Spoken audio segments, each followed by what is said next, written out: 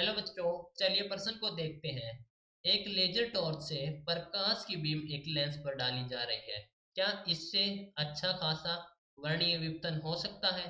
तो बच्चों पूछा गया है कि एक टॉर्च से प्रकाश की बीम एक लेंस पर डाली जा रही है, तो हमें बताना है कि क्या इससे वर्णीय विपतन हो सकता है। ठीक है, तो इस प्रश्न के लिए हमारी मुख्य अवधारणा है, मुख्य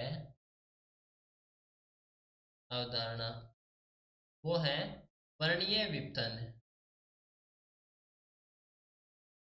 वर्णीय विपतन। अब बात कर लेते हैं कि वर्णीय विपतन क्या होता है। तो देखो, हमारे पास एक लेंस है। मान लीजिए हमारे पास एक लेंस है। तो अगर जो श्वेत प्रकाश है इस लेंस से गुजरेगा, ठीक है, तो क्या होगा? हम जानते हैं कि जो श्वेत प्रकाश है वो 7 रंगों से मिलकर बना होता है। तो अगर जब ये इस लेंस से गुजरेगा तो कुछ प्रकाश की किरणें हैं, जैसे कि हमारे पास है श्वेत प्रकाश है, श्वेत प्रकाश वो 7 रंगों से मिलकर बना होता है और उनकी जो रंग दैर्घ्य है वो अलग अलग होती है, अलग अलग होती है। तो क्या होगा, जब ये 7 रंगों में विभाजित होगा तो ये अलग अलग फोकस बिंदु पर मिलेंगे। ठीक है, तो ये अलग अलग पर मिलेंगे।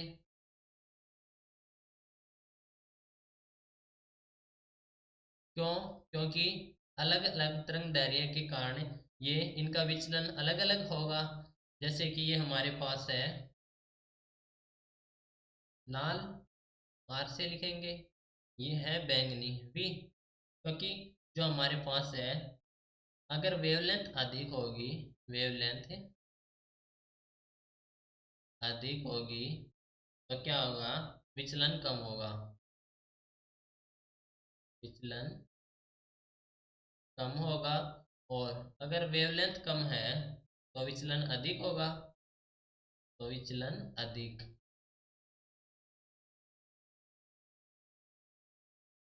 ठीक है, तो ये विचलन होने के कारण अलग अलग बिंदु पर मिलते हैं, तो इसे कहते हैं हमें वर्णीय विपथन। ठीक है, प्रश्न में आपसे पूछा गया है कि एक लेजर टॉर्च से प्रकाश की बीम एक लेंस पर डाली जाती है। तो यहाँ पर बात हो रही है लेजर की। तो लेजर के केस में क्या होगा, जो हमारे पास लेजर टॉर्च है इसमें क्या होगा, ये हमारे पास एक वर्णी होती है, यानी कि मोनोक्रोमेटिक होती है। तो एक वर्णी है, ठीक है, और इसकी जो तीव्रता होती है वो काफी अधिक होती है, तीव्रता भी अधिक है। ठीक है, तो ये क्या करेगी, एक ही फोकस पर मिलेगी और बिखरेगी नहीं। तो हम कह सकते हैं कि यह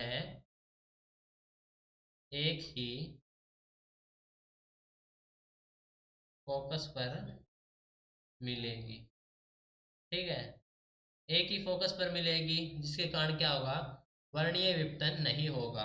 तो हम कह सकते हैं कि लेजर टॉर्च से वर्णीय विपतन नहीं हो सकता। लेजर टॉर्च से वर्णीय विपतन नहीं हो सकता।